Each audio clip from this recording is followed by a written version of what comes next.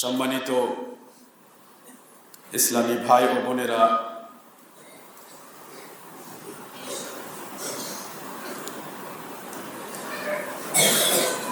আল্লাহ তাআলা যেমন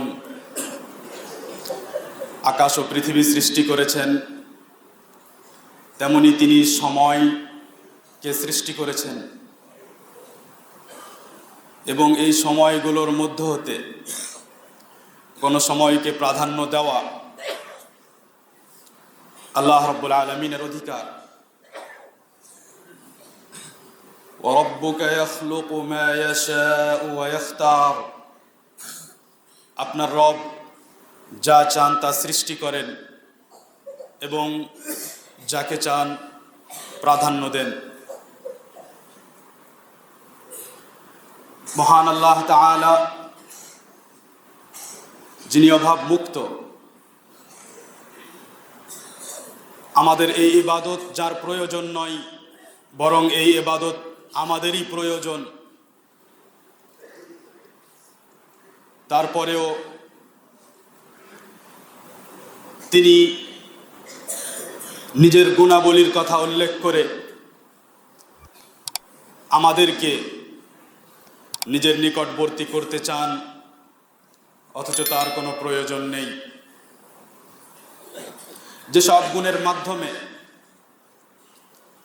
আল্লাহ রাব্বুল আলামিন নিজের বান্দাদেরকে নিজের কাছে করার চেষ্টা করেছেন, সেই গুণগুলোর মধ্যে একটা হলো আল্লাহ রাব্বুল আলামিনের দানশীল হওয়া। মহান আল্লাহ তাআলা যিনি সব কিছুর মালিক, যিনি সব কিছু সৃষ্টি করেছেন, প্রত্যেকটি বস্তু, প্রত্যেকটি নিয়ামত যা আমাদের কাছে আছে তা একমাত্র তার অনুগ্রহ, একমাত্র তারই নিয়ামত, তারই দানশীলতার অন্তর্ভুক্ত যে তিনি আমাদেরকে এমন শরীয়ত, এমন বিধান, এমন দ্বীন দান করেছেন যেই দ্বীনের অন্য কোনো নিয়ম, কোনো কানুন, অন্য কোনো দ্বীন ধর্মের সাথে তুলনা করা যাবে না। এমন সম্পূর্ণ দ্বীন যেই দ্বীন বান্দাকে তার রবের সাথে যুক্ত করে, যেই দ্বীন বান্দাকে তার রবের যথাযথ সম্মান করতে শিখায় এবং তারই দানশীলতার অন্তর্ভুক্ত যে তিনি আমাদেরকে কিছু ফজিলতপূর্ণ সময় ও দিন দান করেছেন।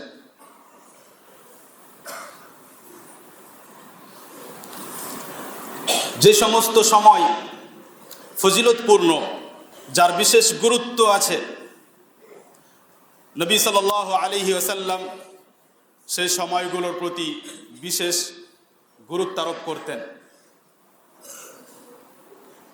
সেই ফজিলতপূর্ণ সম্মানিত সময়গুলোর মধ্য হতে গুরুত্বপূর্ণ একটি মাস, যে মাসটি আমরা এখন অতিবাহিত করছি, এবং এর পরবর্তী মাস রমজান মাস।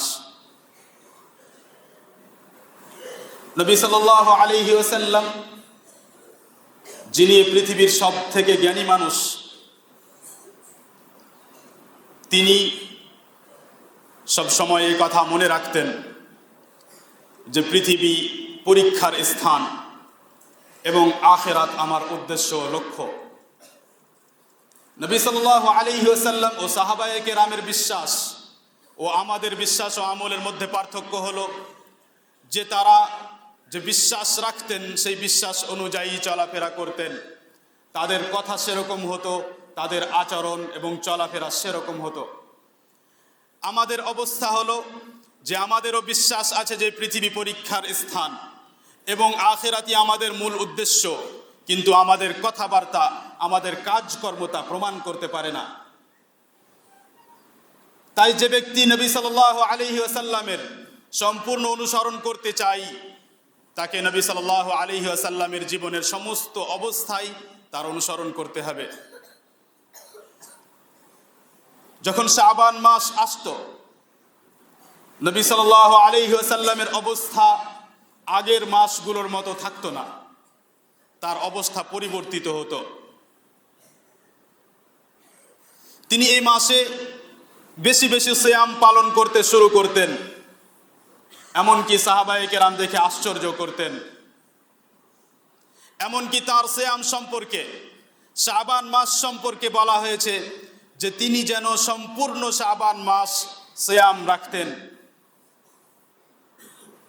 নবী সাল্লাল্লাহু আলাইহি ওয়াসাল্লাম এই মাসকে ভালোবাসতেন এবং এই মাসে বেশি বেশি সিয়াম রাখা পছন্দ করতেন।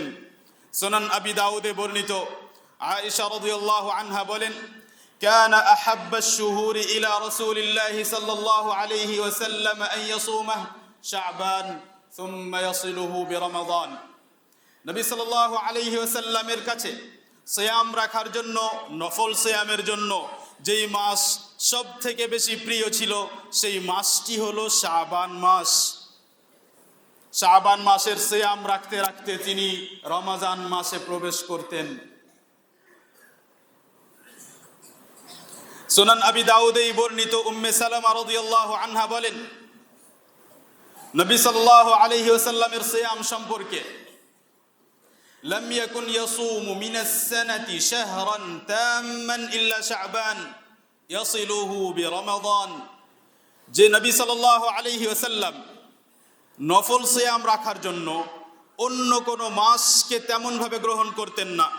এমন হয়নি যে অন্য কোনো মাসে তিনি সম্পূর্ণ মাস সিয়াম রেখেছেন, শুধু শাবান মাস ছাড়া। তিনি এই শাবান মাসকে রমজান মাসের সাথে যুক্ত করতেন। শাবান মাসে সিয়াম রাখতে রাখতে রমজান মাসে প্রবেশ করতেন। নবী সাল্লাল্লাহু আলাইহি ওয়াসাল্লাম তাহলে কি সম্পূর্ণ শাবান মাসেই সিয়াম রাখতেন, নাকি অধিকাংশ দিনগুলোতে সিয়াম রাখতেন? সহিহ মুসলিমে বর্ণিত আয়েশা রাদিয়াল্লাহু আনহাকে নবী সাল্লাল্লাহু আলাইহি ওয়াসাল্লামের সিয়াম সম্পর্কে জিজ্ঞেস করা হলো। তিনি বললেন, কানা ইয়াসুম হাত্তা নাকুল সাম ওয়া ইফতির হাত্তা নাকুল ক্বাদ আফতার। নবী সাল্লাল্লাহু আলাইহি ওয়াসাল্লাম ধারাবাহিকভাবে এত বেশি সিয়াম রাখতেন যে আমরা বলতাম যে সিয়াম রাখতেই থাকবেন, এবং যখন সিয়াম ছেড়ে দিতেন তো সিয়াম ছাড়া অবস্থায় কিছুদিন ধরে এমন থাকতেন যে আমরা মনে করতাম যে এই অবস্থাতেই থাকবেন, আর হয়তো সিয়াম রাখবেন না। তারপর আয়েশা রাদিয়াল্লাহু আনহা বলেন, ওয়ালাম আরাহু সাইমান মিন শাহরিন ক্বাত আকসার মিন সিয়ামিহি মিন শাবান কানা ইয়াসুমু শাবান কুল্লাহ কানা ইয়াসুমু শাবান ইল্লা কলিলা। কোন মাসে নবী সাল্লাল্লাহু আলাইহি ওয়াসাল্লামকে আমি ততদিন সিয়াম রাখতে দেখিনি যতদিন আমি শাবান মাসে তাকে সিয়াম রাখতে দেখেছি। তিনি সম্পূর্ণ শাবান মাসেই সিয়াম পালন করতেন। তিনি খুব কম দিন ছাড়তেন, অধিকাংশ দিনগুলোতেই সিয়াম পালন করতেন। সহিহ বুখারীতে বর্ণিত আয়েশা রাদিয়াল্লাহু আনহা নবী সাল্লাল্লাহু আলাইহি ওয়াসাল্লামের সিয়াম সম্পর্কে বলেন, কানা ইয়াসুম হাত্তা নাকুল লা ইফতির ওয়া কানা ইফতির হাত্তা নাকুল লা ইয়াসুম ফামা রাআইতু রাসূলুল্লাহি সাল্লাল্লাহু আলাইহি ওয়াসাল্লাম ইসতাকমালা সিয়ামা শাহর ইল্লা শাবান ওয়া মা রাআইতুহু আকসারা সিয়ামান মিনহু ফি শাবান। নবী সাল্লাল্লাহু আলাইহি ওয়াসাল্লাম সিয়াম রাখতে থাকতেন, এমনকি আমরা বলতাম যে তিনি হয়তো আর ইফতার করবেন না, অর্থাৎ সিয়াম ত্যাগ করে থাকবেন না। নবী সাল্লাল্লাহু আলাইহি ওয়াসাল্লাম সিয়াম ত্যাগ করে কিছু দিন কাটাতেন, এমনকি আমরা বলতাম যে হয়তো তিনি আর সিয়াম রাখবেন না, অর্থাৎ নফল সিয়াম। কিন্তু আমি নবী সাল্লাল্লাহু আলাইহি ওয়াসাল্লামকে সম্পূর্ণ মাসের সিয়াম পালন করতে দেখিনি রমজান মাস ছাড়া, এবং তাকে আমি শাবান মাসের মতো অন্য কোনো মাসে বেশি সিয়াম রাখতে দেখিনি। এসব কথা নফল সিয়াম সম্পর্কে। এ সমস্ত হাদিসকে সামনে রেখে যা স্পষ্ট হয় এবং যা এ বিষয়ে সব থেকে সঠিক তা হলো যে নবী সাল্লাল্লাহু আলাইহি ওয়াসাল্লাম শাবান মাসের অধিকাংশ দিনগুলোতে সিয়াম রাখতেন। শাবান মাসে নবী সাল্লাল্লাহু আলাইহি ওয়াসাল্লাম খুব বেশি সিয়াম রাখতেন। শাবান মাসকে নবী সাল্লাল্লাহু আলাইহি ওয়াসাল্লাম নফল সিয়ামের জন্য খুব বেশি পছন্দ করতেন। তার উম্মতিদের কাছে এ হলো পায়গাম, এ হলো মেসেজ যে তার উম্মতিরা যারা তাকে ভালোবাসার দাবি করে তার ভালোবাসা কি, তাদের ভালোবাসা কি। নবী সাল্লাল্লাহু আলাইহি ওয়াসাল্লাম কি ভালোবাসতেন, কোন মাসের জন্য কি পছন্দ করতেন এবং তার উম্মতিরা কি পছন্দ করে। নবী সাল্লাল্লাহু আলাইহি ওয়াসাল্লাম যেহেতু সব সময় আখিরাতকে লক্ষ্য রাখতেন, তাই তিনি নিজের আমল সম্পর্কে সব সময় খেয়াল রাখতেন।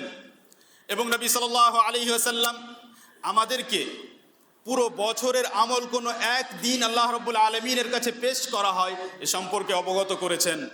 কিন্তু নবী সাল্লাল্লাহু আলাইহি ওয়াসাল্লামকে সেই নির্দিষ্ট দিন জানানো হয়নি যে সেই নির্দিষ্ট দিন কোনটি যে দিনে তার সমস্ত আমল আল্লাহ রাব্বুল আলামিনের কাছে পেশ করা হবে।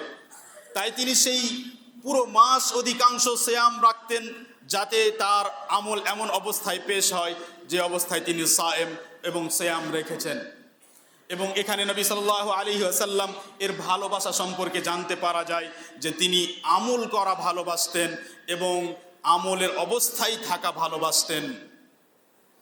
আমাদেরও বিভিন্ন রকমের ভালোবাসা থাকে, কিন্তু দেখার বিষয় হলো যে সেই ভালোবাসাগুলো নবী সাল্লাল্লাহু আলাইহি ওয়াসাল্লামের ভালোবাসার সাথে মেল খায় না খায় না।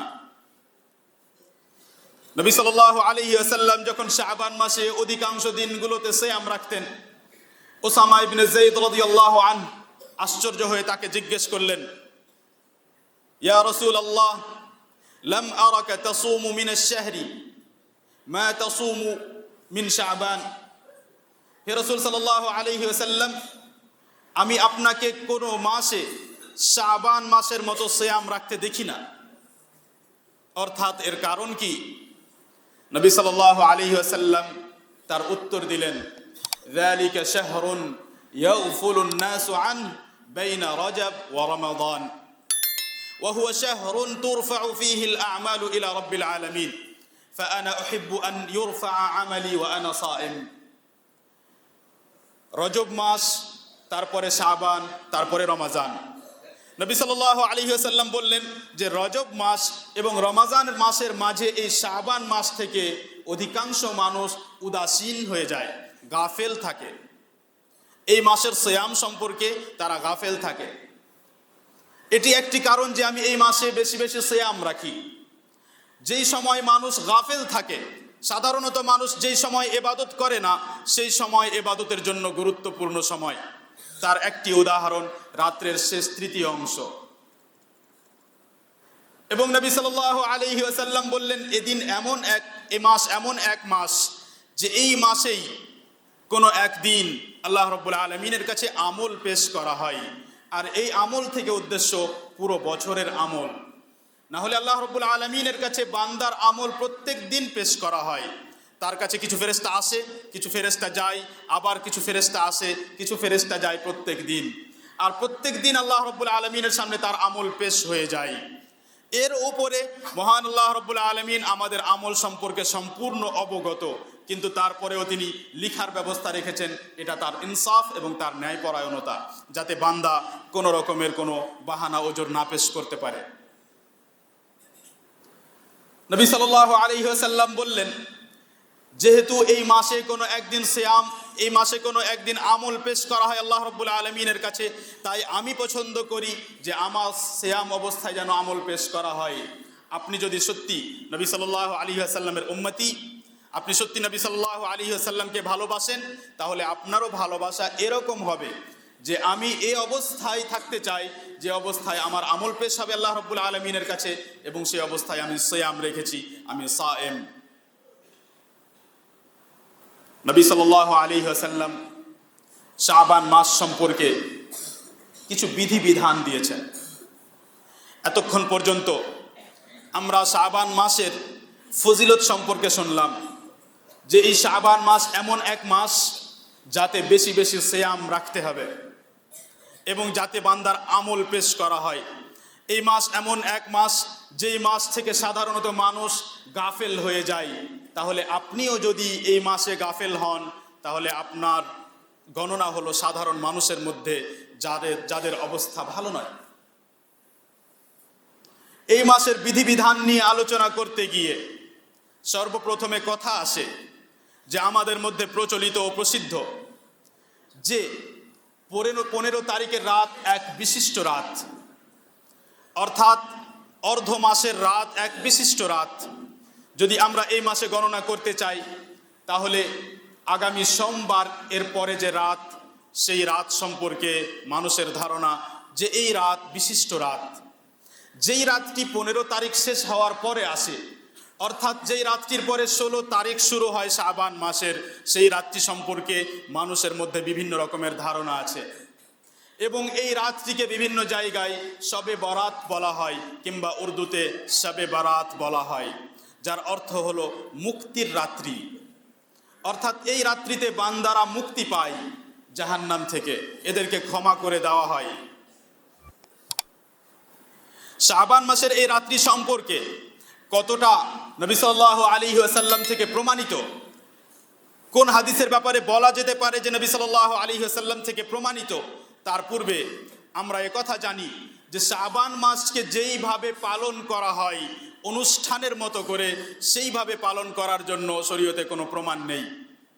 যেমন শাবান মাসের রাত্রিতে বিশেষভাবে কিয়ামুল লাইল করা, কারণ এটি শাবান মাসের 15 তারিখের রাত্রি, কিংবা এই রাত্রিতে বিশেষ সংখ্যা বৈশিষ্ট্য, বিশেষ সংখ্যা যুক্ত কোনো সালাত আদায় করা, যেমন বলা হয় as-সালাতুল আলফিয়া, এমন এক সালাত যে সালাতে 1000 রাকাত আছে। এই ধরনের আমল কোনো কোনো জায়গায় থাকতে পারে, কোনো জায়গায় নাও থাকতে পারে, কিন্তু কোনো কোনো জায়গায় এমন থাকতে পারে যে এই রাত্রিতে জাগরণ করা হচ্ছে, যেমন লাইলাতুল কদরে জাগরণ করা হয়। কিন্তু সঠিক হলো যে শাবান মাসের এই 15 তারিখের রাত লাইলাতুল কদর নয়, কারণ লাইলাতুল কদরে কোরআন নাজিল হয়েছে এবং কোরআন রমাজান মাসে নাজিল হয়েছে, শাবান মাসের 15 তারিখে নয়। নবী সাল্লাল্লাহু আলাইহি ওয়াসাল্লাম এই রাত্রি সম্পর্কে কি বলেছেন, কতটা সঠিক, এ সম্পর্কে যে হাদিসগুলো পাওয়া যায়, সেই হাদিসগুলো প্রায় 8 থেকে 10 জন সাহাবায়ে কেরাম বর্ণনা করেছেন। যেই হাদিসগুলোর ব্যাপারে বলা যেতে পারে যে এই হাদিসগুলোকে সমন্বিত করলে, একসাথে যুক্ত করলে বলা যেতে পারে যে আল্লাহ রাব্বুল আলামিন এই রাত্রে বান্দাদেরকে ক্ষমা করেন। সেই হাদিসগুলোর মধ্যে একটি বর্ণনা হলো সহিহ ইবনে হিব্বানে মুআয ইবনে জাবাল রাদিয়াল্লাহু আনহু বলেন যে রাসূল সাল্লাল্লাহু আলাইহি ওয়াসাল্লাম বলেছেন, ইয়াত্তালিউল্লাহু ইলা খালকিহি ফি লাইলাতিন নিসফি মিন শাবান ফায়াগফিরু লিজামিই খালকিহি ইল্লা লিমুশরিকিন আও মুশাহিন। যে আল্লাহ রাব্বুল আলামিন যখন এই শাবান মাসের অর্ধেক, শাবান মাস অতিবাহিত হওয়ার পর রাত্রি আসে, অর্থাৎ 15 তারিখের এই রাত্রি আসে, তখন আল্লাহ রাব্বুল আলামিন নিজের সৃষ্টি জগতের দিকে উঁকি মারেন এবং উঁকি মেরে দেখেন, তারপরে সমস্ত সৃষ্টিকে, সমস্ত মানুষকে আল্লাহ রাব্বুল আলামিন ক্ষমা করে দেন 2 শ্রেণীর মানুষ ছাড়া। প্রথম শ্রেণী হলো মুশরিক, যে শিরকে লিপ্ত, আর দ্বিতীয় শ্রেণী হলো যে ব্যক্তি অন্য কারোর সাথে দ্বন্দ্ব রেখেছে, শত্রুতা রেখেছে, কথা বন্ধ রেখেছে। এ হাদিস সহিহ হতে পারে, বললাম যে সমস্ত হাদিসকে একসাথে রাখলে এতটা বলা যেতে পারে যে আল্লাহ রাব্বুল আলামিন এই রাত্রে ক্ষমা করেন। কিন্তু আসলে কি সেই জন্য এই রাতকে অনুষ্ঠানের মতো মানাতে হবে, কিংবা এতে বিশেষ কোনো আমল করতে হবে, তার জন্য আমাদের কাছে কোনো প্রমাণ নেই। শাবান মাসের রাত্রির ফজিলত সম্পর্কে প্রায় 135টি পর্যন্ত হাদিস বর্ণিত হয়েছে, কিন্তু সেই হাদিসগুলো জয়ীফ ও সহিহ নয়। এই হাদিসে লক্ষণীয় বিষয় হলো যে শিরক যে ব্যক্তি করে তাকে ক্ষমা করা হবে না। তাহলে শিরক থেকে আমাদেরকে সাবধান হতে হবে। যে অন্যের সাথে শত্রুতা রাখে সে এই ক্ষমা থেকে বঞ্চিত হয়ে যাবে। তাহলে যারা এখন পর্যন্ত নিজের ভাইয়ের সাথে, আত্মীয়দের সাথে, মুসলিম ভাইয়ের সাথে কথা বন্ধ রেখেছে, তাদেরকে সাবধান হতে হবে এবং নিজের সংশোধন করতে হবে। এই অবস্থায় থাকা যাবে না। সামনে আসছে সেই রাত, এই হাদিস সহিহ হলে আপনি সেই ক্ষমা থেকে বঞ্চিত হয়ে যাবেন, কারণ আপনি দ্বন্দ্ব রেখেছেন অন্য ভাইয়ের সাথে। এর থেকেও মারাত্মক ও সাংঘাতিক কথা হলো তাদের জন্য যারা বিদআতের সাথে লিপ্ত। আউজাঈ রাহিমাহুল্লাহ বলেন যে এই হাদিসের মধ্যে মুশাহিন শব্দ থেকে উদ্দেশ্য হলো বিদআতি ব্যক্তি, যে সমস্ত উম্মতের সাথে যেন শত্রুতা রেখেছে, তাদের সবার থেকে আলাদা হয়ে গেছে বিদআতের মাধ্যমে। যারাই বিদআতে লিপ্ত, আউজাঈ রাহিমাহুল্লাহর এই কথা অনুযায়ী তাদেরকে ভয় করা উচিত। যে আমি এই বিদআতে লিপ্ত থাকার কারণে হয়তো সেই ক্ষমা থেকে বঞ্চিত হয়ে যাব। যেহেতু মহান আল্লাহ সুবহানাহু ওয়া তাআলা এই রাতকে ক্ষমা করেন, সেই জন্য এই হাদিস সহিহ হলে আমরা আল্লাহ রাব্বুল আলামিনের কাছে আশা করব নিজেকে শিরক ও বিদআত থেকে এবং দ্বন্দ্ব থেকে বের করে মুক্ত করে, যে আল্লাহ রাব্বুল আলামিন যেন আমাদেরকে ক্ষমা করেন। নবী সাল্লাল্লাহু আলাইহি ওয়াসাল্লাম অর্ধেক শাবান অতিবাহিত হয়ে যাওয়ার পর কিছু আরো বিধান দিয়েছেন। সুনান আবি দাউদে বর্ণিত আবু হুরায়রা রাদিয়াল্লাহু আনহু থেকে বর্ণিত, তিনি বলেন যে রাসূল সাল্লাল্লাহু আলাইহি ওয়াসাল্লাম বলেছেন, ইযা ইনতাসাফা শাবান ফালা তাসুমু, যখন শাবানের অর্ধেক অংশ অতিবাহিত হবে এরপরে তোমরা আর সিয়াম রাখবে না। সর্বপ্রথমে এই হাদিস সহিহ না সহিহ নয়, অধিকাংশ ওলামা এবং অনেক মুহাদ্দিসিন এই হাদিসকে গ্রহণযোগ্য বলেননি। কিন্তু হাদিসের ওপর লক্ষ্য করার পর এবং বাকি অন্যান্য আলেম ওলামার কথা দেখার পর, তার সূত্রর ওপর বিবেচনা করার পরে এতটা বলা যেতে পারে যে হাদিস গ্রহণযোগ্য। আর এই হাদিস গ্রহণযোগ্য হলে এই হাদিসের অর্থ কি? তাহলে কি অর্ধেক মাস অতিবাহিত হয়ে যাওয়ার পর সিয়াম রাখাই যাবে না? প্রথম অর্থ হলো যে কোনো ব্যক্তি যদি নির্দিষ্টভাবে 16 তারিখের সিয়াম রাখতে চায়, 15 তারিখের পর যেখান থেকে অর্ধেক মাস শুরু হচ্ছে, তাহলে তা নিষিদ্ধ। তেমনি কোনো ব্যক্তি যদি ইচ্ছাকৃত 15 তারিখ পর্যন্ত সিয়াম না রাখে, তারপরে সে 15 তারিখ থেকে শুরু করতে চায় যে এখন থেকে আমি সিয়াম শুরু করব, তাহলে তাকে নিষেধ করা হবে, কিন্তু তার জন্য তা অপছন্দনীয় এবং মাকরুহ হবে। কারণ এটি তার জন্য রমজান মাস ঠিকভাবে না পালন করার কারণ হতে পারে। সেই জন্য কোনো ব্যক্তি যদি শুরুর দিক থেকেই রমজান মাস এর আগে থেকেই 15 তারিখের আগে থেকেই যদি সিয়াম রাখতে থাকে, তাহলে 15 তারিখের পরও তার জন্য সিয়াম রাখা সুন্নাত। কারণ আমরা শুনলাম যে নবী সাল্লাল্লাহু আলাইহি ওয়াসাল্লাম অধিকাংশ দিনগুলোতে সিয়াম রাখতেন। কোনো ব্যক্তি যদি এই মাসের 15 তারিখ শেষ হওয়ার পর 16 তারিখে বিশেষভাবে সিয়াম রাখা শুরু করে, তার জন্য কি কোনো এমন অবকাশ, কোনো এমন সুযোগ আছে যে সে রাখতে পারে? সুযোগ আছে, কিছু নির্দিষ্ট অবস্থায়। এমন সিয়াম যে সিয়ামের কোনো কারণ আছে। 16 তারিখে সিয়াম রাখলেন, কিন্তু 16 তারিখে সিয়াম রাখার কারণ এই নয় কারণ এটি 16 তারিখ, কারণ এটি অর্ধেক মাসের দ্বিতীয় অর্ধেক, প্রথম শাবান মাসের দ্বিতীয় অর্ধেক, এটি কারণ নয়। বরং কারণ হলো, উদাহরণস্বরূপ আমি নজর মেনেছিলাম, আমি মানত করেছিলাম, নজর মেনেছিলাম যে যদি আল্লাহ রাব্বুল আলামিন আমার এই কাজ সম্পূর্ণ করেন তাহলে তার পরের দিন আমি সিয়াম রাখবো। আর সেই কাজ আপনার সম্পন্ন হলো 15 তারিখ, তাহলে 16 তারিখের সিয়াম রাখা আপনার নজর মানা এবং নজর পূর্ণ করার জন্য ঠিক হবে। কোনো ব্যক্তি যদি 15 তারিখ পর্যন্ত অসুস্থ থাকে এবং তারপর 15 তারিখের পরে সে সুস্থতা পেল, তারপর সে সুন্নাত অনুযায়ী শাবান মাসের অধিকাংশ দিনগুলো সিয়াম রাখার উদ্দেশ্যে তারপরে সিয়াম রাখতে চায়, তাহলে সে 16 তারিখ থেকে সিয়াম রাখতে পারে। এই নির্দিষ্ট কারণগুলো ছাড়া, কিংবা এর আগে ও ব্যস্ত ছিল, সময় বের করতে পারেনি, এখন তার কাছে সময় হয়েছে, সে রাখতে চায় তো রাখতে পারে। কোনো এই ধরনের যদি কারণ থাকে তাহলে 16 তারিখ থেকে সে সিয়াম রাখতে পারবে। সিয়াম রাখতে রাখতে যখন এই মাস 28 তারিখে পৌঁছে যাবে, এখন আমার কাছে শুধু 29 তারিখ এবং 30 তারিখ আছে, 28 দিন শেষ হয়ে গেছে। রমজান মাস এবং শাবান মাসের মাঝে মাত্র 2 দিন কিংবা 1 দিন আছে। এই সময়ে আমাকে কি করতে হবে? এ কথা শোনার পরে এখানে আরও একটি বিধান যুক্ত করি যে কোনো ব্যক্তি যদি গত রমজানের কিছু দিনে সিয়াম না রেখে থাকে, সে সিয়াম সে রাখতে পারেনি, আর এখন পর্যন্ত শাবান মাস শেষ হয়ে যাচ্ছে কিংবা শাবান মাসের অর্ধেক অতিবাহিত হয়ে গেছে, সে ওই কাজা করতে পারেনি, তাহলে তার জন্য অনুমতি নয় বরং ওয়াজিব, তার উপর আবশ্যক যে সে দ্বিতীয় রমজান আসার পূর্বে সেই কাজা পূর্ণ করবে। সহিহ বুখারী ও মুসলিমে আয়েশা রাদিয়াল্লাহু আনহা বলেন, কানা ইয়াকুনু আলাইয়া আস-সাওমু মিন রমাদান فما أستطيع أن أقضيه إلا في شعبان وذلك لمكان رسول الله صلى الله عليه وسلم। আমার উপর কিছু ফরজ সিয়াম বাকি থাকতো, আমি কাজা করতে পারতাম না শাবান মাস ছাড়া রাসূল সাল্লাল্লাহু আলাইহি ওয়াসাল্লামের কারণে। রাসূল সাল্লাল্লাহু আলাইহি ওয়াসাল্লামের কারণে অন্যান্য দিনগুলোতে তিনি সিয়াম রাখতেন না। শাবান মাসে রাসূল সাল্লাল্লাহু আলাইহি ওয়াসাল্লাম বেশি সিয়াম রাখতেন। সেই সময়ে তিনি এই সিয়ামগুলো পূরণ করার, কাজা করার সময় পেতেন, সুযোগ পেতেন। এবং উলামায়ে কেরাম এ বিষয়ে একমত যে অতীত রমাজানের যে সব সিয়াম ছুটেছে সেই সিয়ামগুলো আগামী রমাজান আসার পূর্বেই আমাকে কাজা করতেই হবে। এবং এ বিষয়ে অনেকজনের মধ্যে অলসতা দেখতে পাওয়া যায়।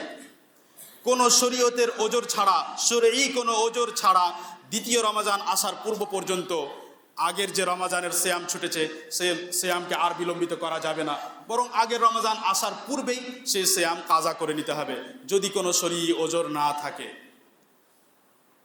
এখন যখন আমার কাছে অর্ধেক দিন পার হয়ে গেছে, অর্ধেক মাস পার হয়ে গেছে, কিন্তু আমি এমন একজন মানুষ যে সারা বছর নবী সাল্লাল্লাহু আলাইহি ওয়াসাল্লামের সুন্নাত পালন করি এবং আমি প্রত্যেক বৃহস্পতিবার এবং সোমবার সিয়াম রাখি, তাহলে আমার জন্য জায়েজ না জায়েজ নয়? আমার জন্য জায়েজ। আমার জন্য 15 তারিখের পরেও জায়েজ। তাহলে নিষিদ্ধ শুধু সেই ব্যক্তির জন্য যে বিশেষভাবে 16 তারিখের সিয়াম রাখতে চাই, নিষিদ্ধ কিন্তু অপছন্দনীয় তার জন্য যে 16 তারিখের পর শুরু করতে চাই, কিন্তু শুরু করা উদ্দেশ্য না নিয়ে বরং 16 তারিখের পরের দিনগুলোতে সে সিয়াম রাখতে চায়। এবং অপছন্দনীয় তার জন্য এই জন্য কারণ হতে পারে যে এর কারণে সে রমাজান মাস ঠিকভাবে হয়তো পালন করবে না, সেখানে তার মধ্যে অলসতা চলে আসবে, কারণ সে আগে থেকে সিয়াম রাখতে থেকেছে।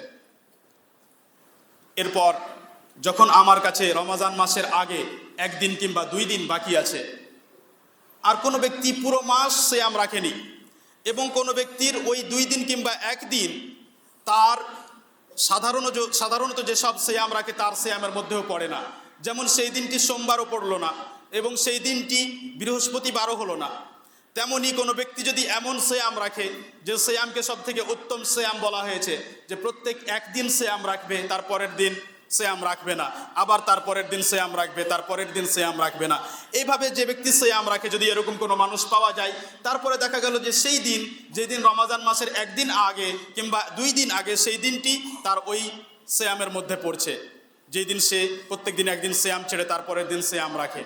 এই 2 জন ব্যক্তিকে অনুমতি দেওয়া হয়েছে যে সেই 2 দিনে সে সিয়াম রাখবে, কিন্তু বাকি অন্যান্য মানুষকে নিষেধ করা হয়েছে, বাকি অন্যান্য মানুষ এই 2 দিনে সিয়াম রাখবে না।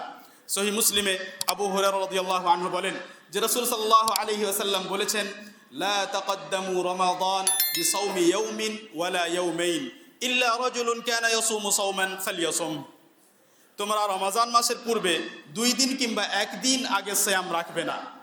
রমাজান মাস শুরু হওয়ার আগের 1 দিন, তার আগের 1 দিন তোমরা সিয়াম রাখবে না। কিন্তু যদি কারো এমন সিয়াম হয় যে সিয়াম সেই পূর্বের দিনগুলোতে রাখতে থেকেছে, পূর্বের মাসগুলোতে রাখতে থেকেছে, যেমন এর আগে উদাহরণ দিলাম, তাহলে সে রাখতে পারে। নবী সাল্লাল্লাহু আলাইহি ওয়াসাল্লাম এখানে আদেশ করেছেন যে সে যেন সে সিয়াম রাখে, কিন্তু এই আদেশ যেহেতু নিষেধের সামনে এসেছে, একদিকে নিষেধ করেছেন তারপরে আদেশ দিয়েছেন, সেজন্য এই আদেশ থেকে সেই সিয়ামের সুন্নাত হওয়া প্রমাণিত হবে না, বরং বৈধ হওয়া প্রমাণিত হবে। তাই সেদিন সে সিয়াম রাখতে পারে যে এর আগে রাখতে থেকেছে, কিন্তু তার জন্য সেই সিয়াম সুন্নাত হবে না রমাজানের 1 দিন কিংবা 2 দিন আগে, কারণ নবী সাল্লাল্লাহু আলাইহি ওয়াসাল্লাম নিষেধ করেছেন। এবং কেন নবী সাল্লাল্লাহু আলাইহি ওয়াসাল্লাম এই 1 দিন 2 দিন আগে নিষেধ করলেন, এ ব্যাপারে যেসব কারণ উল্লেখ করা হয়েছে তার মধ্যে যেই কারণ সবথেকে ভালো এবং সবথেকে গ্রহণযোগ্য হতে পারে তা হলো যে এই সিয়াম হতে পারে যে সে রমাজান মাসের পূর্বে এজন্য রেখেছে যে এমন না হয় যে এই দিনটি রমাজান মাসের 1 দিন, অর্থাৎ সাবধানতা অবলম্বন করার জন্য হতে পারে এই দিনটি রমাজান মাসের 1 দিন, সেজন্য আমি রেখে নিলাম, এরকম হতে পারে। কিংবা কোনো ব্যক্তি তাকে যখন ওই 1 দিন 2 দিন আগে সিয়াম রাখতে দেখবে, সে মনে করতে পারে যে এ ব্যক্তি হয়তো এই জন্য সিয়াম রেখেছে কারণ এটা রমাজানের আগের 1 দিন বা রমাজানের এটা অংশ, সে হয়তো সাবধানতার জন্য সিয়াম রেখেছে, আর তার আমল দেখে অন্যান্যরাও আমল করতে পারে, আর নবী সাল্লাল্লাহু আলাইহি ওয়াসাল্লাম তা থেকে নিষেধ করেছেন। এখন যদি সিয়াম রাখতে রাখতে শাবান মাস অতিবাহিত করতে করতে 29 তারিখ শেষ হয়েছে কিন্তু চাঁদ দেখা যায়নি, তখন আমাদেরকে কি করতে হবে? আলহামদুলিল্লাহ ওয়া কাফা ওয়া সালামুন আলা ইবাদিহিল্লাযিনা ইসতাফা। সম্মানিত দিনী ইসলামী ভাই ও বোনেরা, যখন শাবান মাসের 29 তারিখ হয়ে যায় এবং চাঁদ দেখতে পাওয়া যায় না, কোনো কারণে চাঁদের ব্যাপারে জানা গেল না, অথচ এই যুগে মেঘ থাকার পরেও কিংবা আবহাওয়া খারাপ হওয়ার পরেও মেশিনের মাধ্যমে জানতে পারা যায় যে চাঁদ হয়ে গেছে।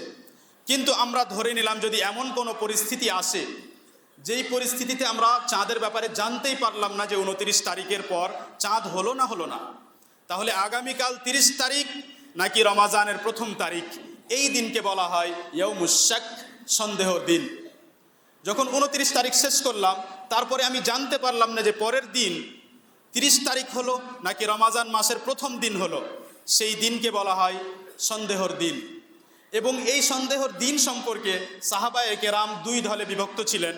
কিছু সাহাবায়ে কেরামের মত ছিল যে এই দিনও সিয়াম রাখবো, আর কিছু সাহাবায়ে কেরামের মত ছিল যে না, এই দিন সিয়াম রাখতে হবে না।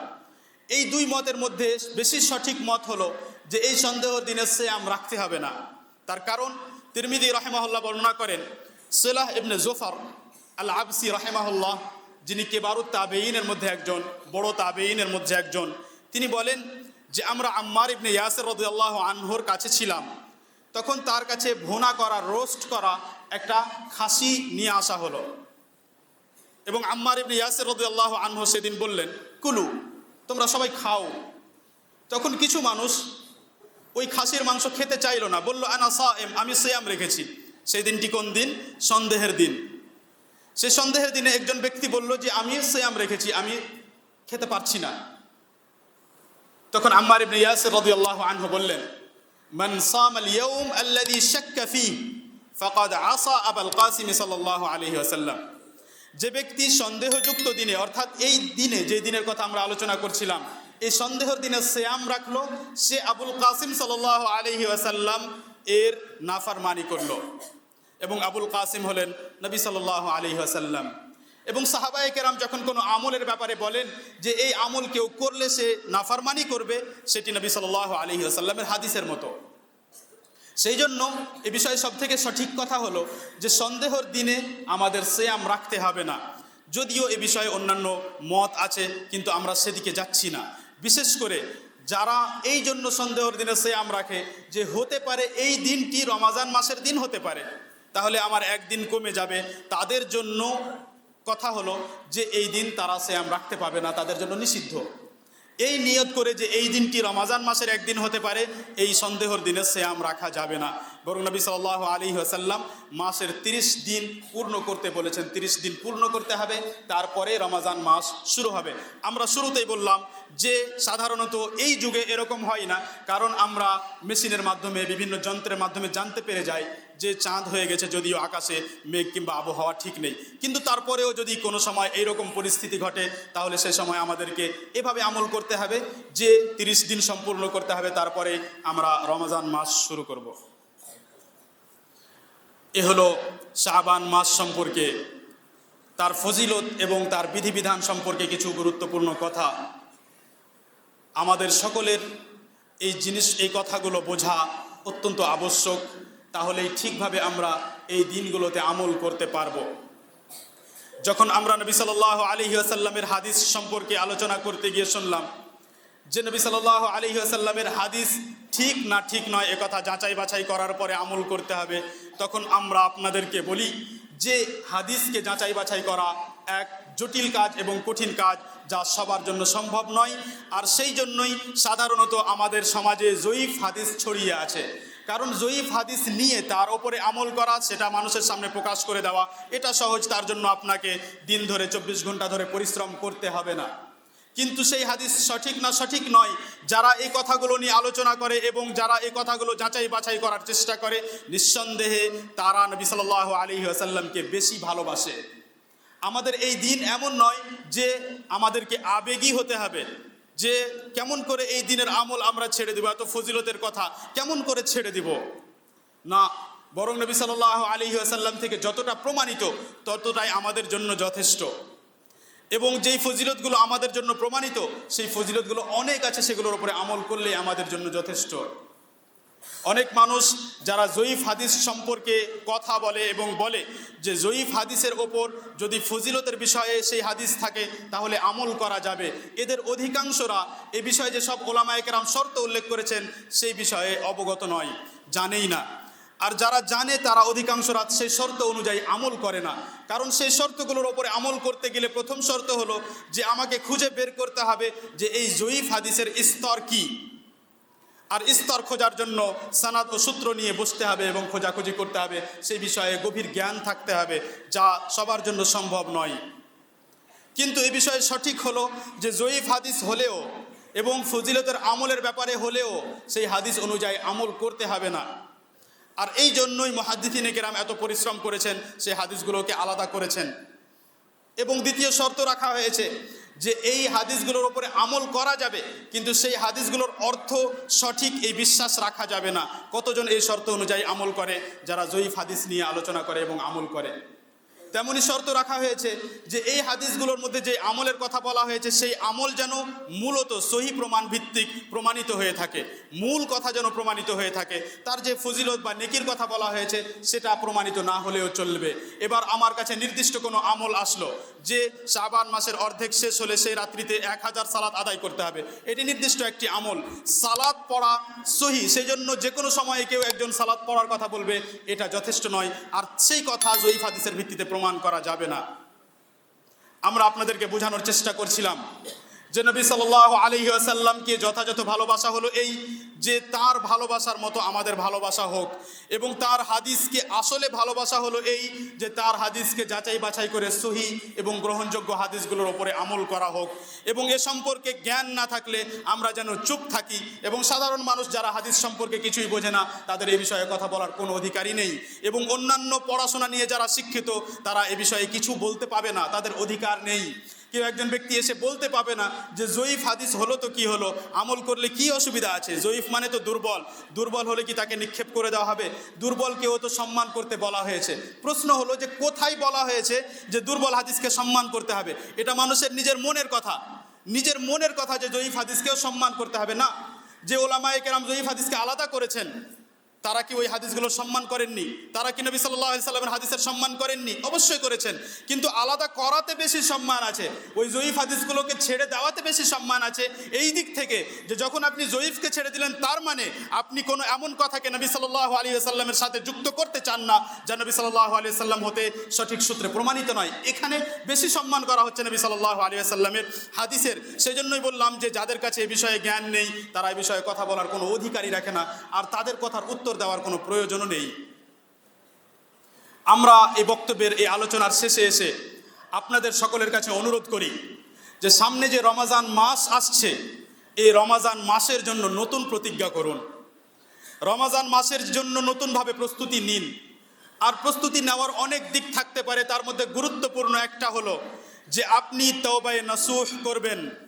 এবং তওবায়ে নসুহের সংক্ষিপ্ত বিবরণ হলো যে একমাত্র আল্লাহ রব্বুল আলামিনের জন্য তওবা করবেন, সমস্ত গুনাহ থেকে তওবা করবেন, এবং কোনো রকমের সন্দেহ রাখবেন না যে না কিছু থেকে করলাম কিছু থেকে করলাম না। এই তিনটি শর্ত পাওয়া গেলে আপনার তওবায়ে নসুহ হবে। এবং তওবায়ে নসুহ করার আদেশ আল্লাহ রাব্বুল আলামিন দিয়েছেন, ইয়া আইয়ুহাল্লাযীনা আমানু তুবু ইলাল্লাহি তাওবাতান নাসুহা।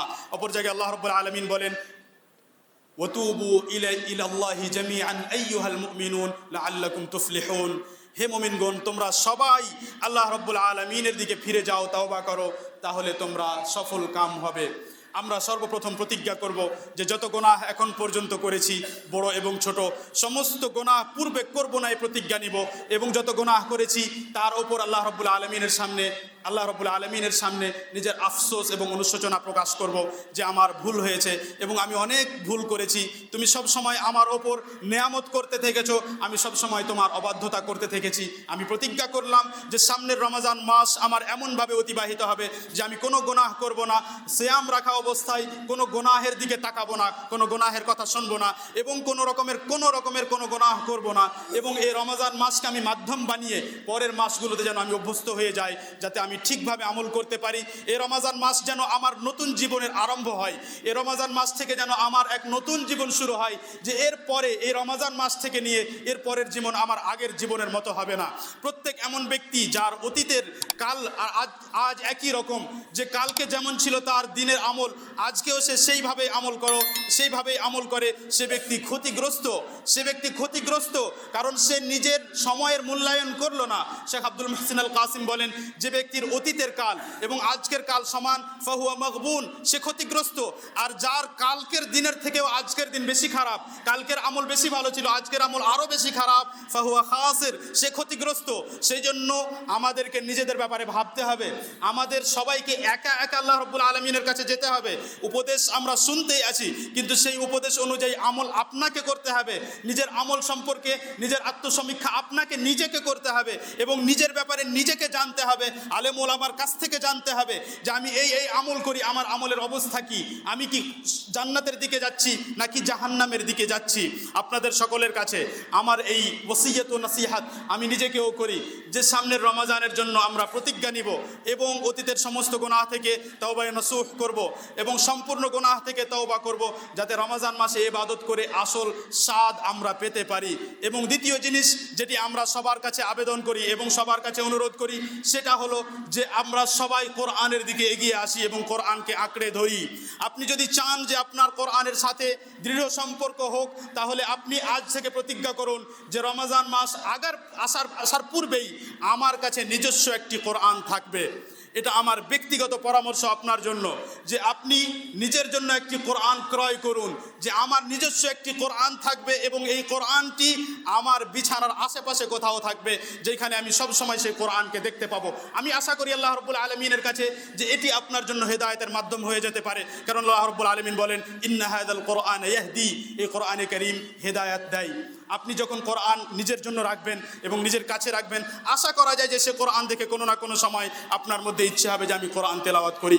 এবং রমজান মাস আসার আগেই আমরা চেষ্টা করব যে ইনশাআল্লাহ এই রমজান মাসে কোরআন তেলাওয়াত আর বাংলা উচ্চারণ দেখে করব না, বরং ট্রান্সলিটারেশন ছেড়ে দিয়ে এই রমজান মাসে কোরআন পড়ব আমরা সরাসরি আরবি থেকে, এই প্রতিজ্ঞা নিয়ে এবং এই প্রতিজ্ঞা নেওয়ার অনুরোধ জানিয়ে আলোচনা শেষের দিকে আমরা সবশেষে আপনাদের কাছে অনুরোধ করি, জামিয়া সালাফিয়া রাজশাহী আপনাদের কাছে অনুরোধ করে যে যেই জায়গায় যেই জামে মসজিদে আপনারা এখন অবস্থান করছেন, এ হলো জামিয়া সালাফিয়ার অংশ।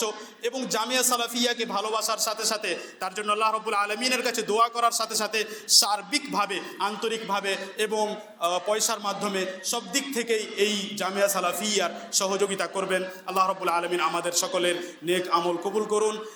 সুবহান রাব্বিকা রাব্বিল ইজ্জাতি আম্মা ইয়াসিফুন ওয়া সালামুন আলাল মুরসালিন ওয়ালহামদুলিল্লাহি রাব্বিল আলামিন। আসসালামু আলাইকুম ওয়া রাহমাতুল্লাহি ওয়া বারাকাতুহু।